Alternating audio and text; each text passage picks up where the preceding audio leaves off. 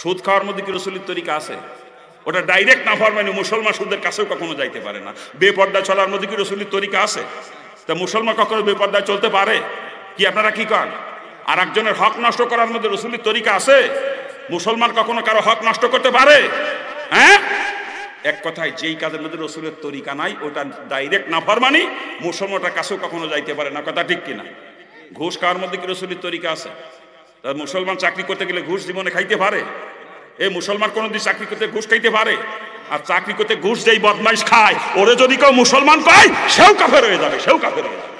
মনে রেখে দিয়ে, এগুলো মুসলমানের কাজ না, মুসলমান এগুলো করতে পারে না। এর মধ্যে রসুলের তরিকাই নাই। কথা ঠিক কিনা? সুদের কাছে মুসলমান যাইতে পারে না, কি কথা ঠিক কিনা? কিন্তু বর্তমান তো সুদ করবার দিলে মানুষ খুঁজে হয় কষ্ট। কি কথাটা ঠিক না ভুল বলতেছি? কেউ ব্যাংকের সুদের সঙ্গে জড়িত, ব্যাংকে টাকা জমা রেখে সুদ খায় না, ব্যাংকে থেকে লোন নিয়ে সুদ দেয়। কেউ আবার বৌরে দিয়ে এনজিও সমিতি করায়, গ্রামীণ ব্যাংক, আশা, প্রশিকা, ব্যারাক, বিভিন্ন সমিতির সাথে সুদের মধ্যে ডুবে আছে। আবার কেউ কেউ শতকরা হারে টাকা লাগায়। আপনার এলাকায় নাই, আমার এলাকায় আছে। মুসলমান কখনো সুদের কাছে যাইতে পারে না, মুসলমান কখনো বেপরদায় চলতে পারে। এক কথাই যেই কাজের মধ্যে রসুলের তরিকা নাই ওই কাজ করে মুসলমানের কাজ না, মুসলমানটা কখনো করতেই পারে না। কথা ঠিক কিনা?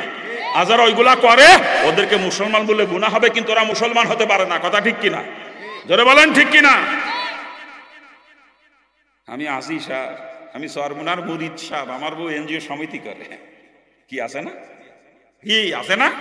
আমি তবলিগের মোবাল্লেক শাক, আমার বউ মোবাল্লেক সাহেবের বউ রাস্তার মধ্যে, মাঠের মধ্যে গরু বাঁধে, ছাগল বাঁধে বেপরদায়। কি আছে কি নাই? আছে কি নাই? তুমি মোবাল্লেক শাক হইছো, তুমি সরমুনার মুরিদ সাহেব হইছো, মুসলমান সাহেব হও নাই, তুমি কাফের সাহেব, কাফের সাহেব। তুমি জাহান্নামের কীট। তুমি জান্নাতে গেলে রসুল মিথ্যেবাদী হয়ে যাবে। রসুলের হাদিস মিথ্যে। রসুল পরিষ্কার করে জানিয়েছেন, হারাম মালের দ্বারা যে রক্ত আর গোস্ত শরীরে তৈরি হয়, ওই রক্ত আর গোস্ত জাহান্নামের খোরাক, ওই শরীরের জন্য জান্নাত হারাম। তোমার বউ সমিতি করে, তুমি সুদে টাকা খাও, এই তুই বদমাইশ ঘুষ খাও, তুই সুদ খাও, এই ব্যবসা করো উল্টো পাল্টা, হারাম খোর বদমাইশ, তুই তো জাহান্নামের কীট। তুই জান্নাতে গেলে রসুল মিথ্যেবাদী হবে, রসুলের হাদিস মিথ্যা হয়ে যাবে। কসম খোদার, রসুলের কোনো হাদিস কখনো মিথ্যা হবে না। হারাম খোর কখনো জান্নাতে যাবে না। হারাম খোর জান্নাতে গেলে রসুল মিথ্যেবাদী হয়, রসুলের হাদিস মিথ্যা হয়ে যায়। কি কথা ঠিক কিনা? যারা বলেন ঠিক কিনা? না পাওদর্শী বিস্তারিত আলোচনা করতে দিলেন না। আনছিলাম দাওয়াত দিয়ে, কিন্তু আলোচনা করার সুযোগ দিলেন না। হারামখোর কখনো জান্নাতে যাবে না। হারামখোরের জন্য জান্নাত হারাম। পাওদর্শী যদি জান্নাতে যাইতে মন চায়, হারাম থেকে নিজেকে বাঁচান, হারাম থেকে নিজেকে বাঁচান। আপনার বউ সমিতি করবে, আপনি সুদে টাকা খাবেন, আবার জান্নাতে যাবেন, এত সস্তা না, এত সস্তা না বাজার জান্নাত।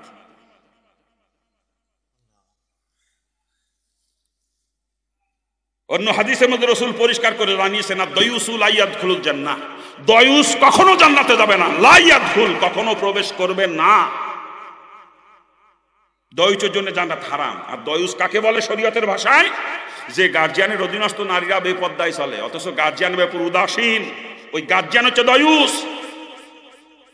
দয়ুস যদি জান্নাতে যায়, রসুল মিথ্যেবাদী হয়ে যায়, রসুলের হাদিস মিথ্যা হয়ে যায়। কথা ঠিক না? নাকি ভুল বলতেছি? অর্থাৎ দয়ুস কখনো জান্নাতে যাবে না। আর দয়ুসকে, যে গার্জিয়ানের অধীনস্থ নারীরা বেপর্দায় চলে, গার্জিয়ান উদাসীন ব্যাপারে, পর্দার ব্যবস্থা নেয় না, ওই গার্জিয়ান হচ্ছে দয়ুস। আপনি তবলিগের মোবাইলে সরমুনার মুরিদিয়ান হাজী সাহেবই হন, আপনার স্ত্রী যদি বেপর্দায় চলে, আপনার মেয়ে যদি বেপর্দায় চলে, আপনার বেটার বউ যদি বেপর্দায় চলে, আপনি দয়ুস, আপনি দয়ুস, আপনার জন্য জান্নাত হারাম। আপনি জান্নাতে গেলে কোরআন হাদিস সব মিথ্যা। কথা ঠিক কিনা? কি ওয়াজ করবো কান? কি ওয়াজ করবো? আপনাদের এলাকায় ওয়াজ করতে চাইছিলাম, কিন্তু পারলাম না। আজকে ওই পাড়ায় লোক একজন মারা গেছে, আমি আসার সময় দেখে আসলাম, লোক একজন মারা গেছে, দলে দলে মহিলারা, সে বাড়ি মহিলার ঠেলায় ওদিক তাকাতেও পারলাম না। দলে দলে মহিলারা যাইতেছে ওই লাশ দেখার জন্য, মৃত ব্যক্তিকে দেখার জন্য, মাইয়াতকে দেখা। যাকে বিয়ে করা হারাম সে মারা গেলে দেখতে পারে, যাকে বিয়ে করা হারাম তার সঙ্গে কোনো পর্দা লাগে না। আর যাকে বিয়ে করা জায়েজ, জীবিত অবস্থায় তার সামনে যাওয়া হারাম, মৃত্যুর পরেও তার সামনে যাওয়া হারাম একজন মহিলার জন্য হারাম। হযরত আয়েশা সিদ্দিকা রাদিয়াল্লাহু আনহা, রসুলের স্ত্রী, আমাদের মা আয়েশা সিদ্দিকা নিজে বলেছেন, রসুলের ইন্তেকালের পরে, রসুলকে তো দাফন আমার ঘরের মধ্যেই করছে, কোনো সমস্যা ছিল না। এরপরে যখন রসুল দাফন হয়েছে, আমি যদি সেখানে যাই পর্দার খেলাফ হবে। কে বলছে না কথা?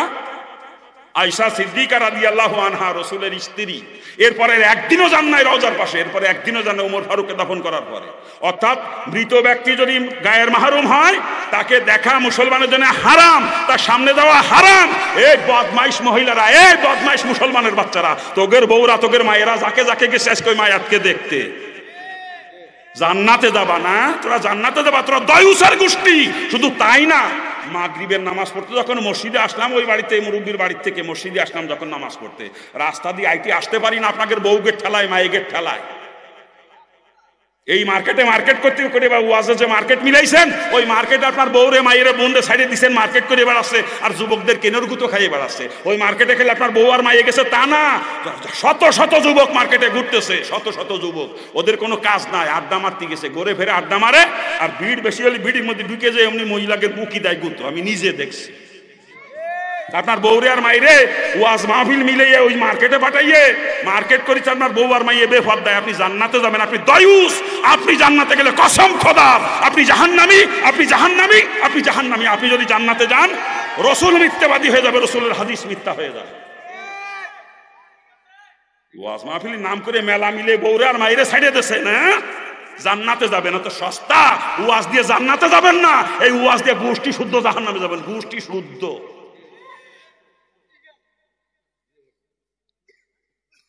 এই যখন এখন স্টেজে আসলাম আমি, 11টা পার হয়ে গেলি, 11টার পরে স্টেজে আসলাম, এখনো দেখি মহিলারা রাস্তা দিয়ে ঘুরে, এখন মহিলারা রাস্তা দিয়ে ঘুরতেছে। ওয়াজ দিয়ে লাভ কি আপনাদের? খালি খালি বছরে বছরে টাকা খরচ করে লাভটা কি? এই ওয়াজ দিয়ে তো গুনাহগার হইতেছেন আপনারা, যদি এইগুলো বন্ধ করতে না পারেন। এই ওয়াজ দিয়ে গুনাহগার হইতেছেন, এই ওয়াজ দিয়ে গোষ্ঠী শুদ্ধ জাহান্নামে যাবেন, গোষ্ঠী শুদ্ধ। এই ওয়াজ বক্তারা জীবনেও করে না, করে খালি পাম মারা ওয়াজ করে বক্তারা, সভাপতিরে পাম মারি আসমানে উঠে দেয় ফুলই একেবারে, হাদিয়া যাতে একটু বাড়ে, বুঝেন না? আমি হাদিয়ার চিন্তা ভাবনা করি না বাজান, আমার রিজিকের জিম্মাদার আমার মাওলা। আমার দাওয়াত দেন আর না দেন আমার কিচ্ছু আসে যায় না, কিন্তু আনছিলেন দাওয়াত দিয়ে, আজকে ঠিক মতোই রোগের চিকিৎসা করতাম, কিন্তু সে সুযোগ দিলেন না।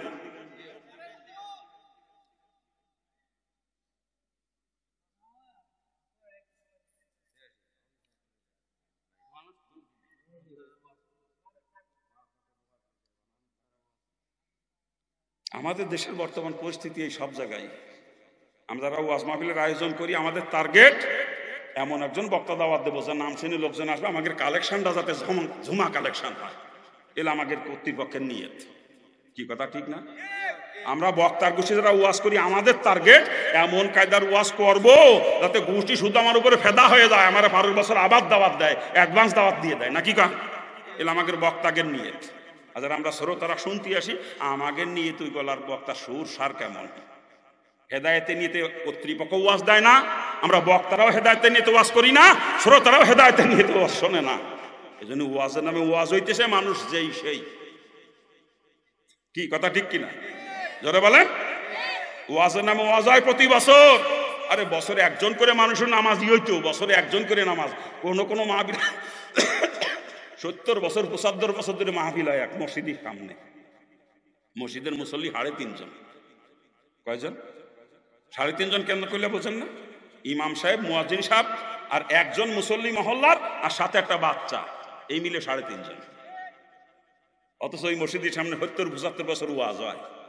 আরে এই ওয়াজ দিয়ে জীবনে একটা বছরে একজন মানুষ যদি হেদায়েত পাইতো, ওই মসজিদের মুসল্লির কথা ছিল 70-75 জন। কি কথা কান না? হ্যাঁ, ওয়াজের নামে ওয়াজ হয়, আমাদের কোনো পরিবর্তন নাই, কারণ আমাদের কারো নিয়ত ঠিক নাই। কর্তৃপক্ষ নিয়ত কালেকশন, বক্তাদের নিয়ত শ্রোতাদের মনোযোগ আকর্ষণ, আর শ্রোতাদের নিয়ত সুর সার। ওয়াজের নামে ওয়াজ হয়, কোনো ফায়দা নাই। বুখারীর প্রথম হাদিস, ইন্নামাল আমালু বিন্নিয়াত, সমস্ত আমলের ফলাফল নির্ভর করে আমলের উপরে, কথা ঠিক কি? নিয়তের উপরে, কথা ঠিক কিনা? যারা বলেন ঠিক কিনা? ওই দেখেন পোস্টারেই লেখছে, এরা পোস্টারেই লেখছে মসজিদের উন্নতি কল্পে মাহফিলটা। কোন জায়গা জানা দেখলাম? হ্যাঁ, এই যে এতেও লেখা আছে, আমি দেখছি, পড়ছি তো এটা। এই যে কি শিলকুড়িয়া কাষ্টসিঙ্গা দক্ষিণ পাড়া জামে মসজিদের উন্নতি কল্পে মাহফিল। মসজিদের উন্নতি কল্পে মাহফিল দিই, আমরা মাদ্রাসার উন্নতি কল্পে মাহফিল দিই, কবরস্থানের উন্নতি কল্পে মাহফিল দিই, মানুষের হেদায়েতের কল্পে মাহফিল দিই না।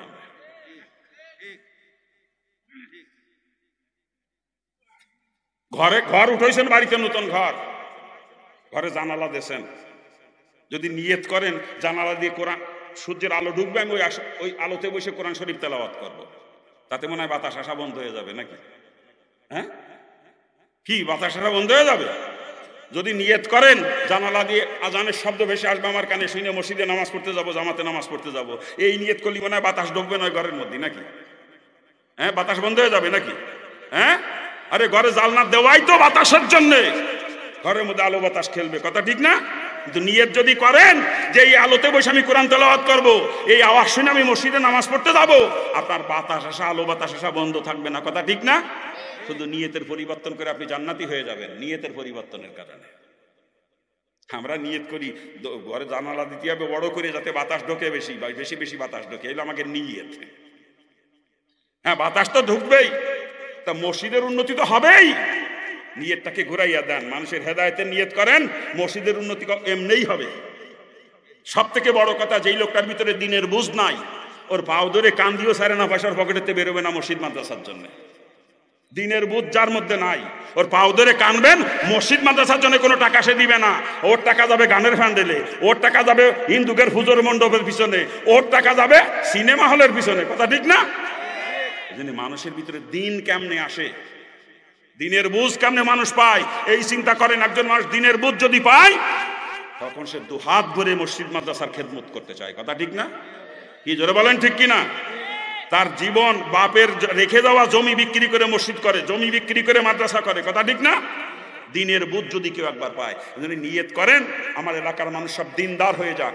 এলাকার মানুষ যখন দিনদার হবে, কারো কাছে টাকা চাওয়া লাগবে না, বক্তা দিয়ে ওয়াজ করে কালেকশন করা লাগবে না, অটোমেটিক মানুষ দিয়ে যাবে মসজিদে, অটোমেটিক দিয়ে যাবে।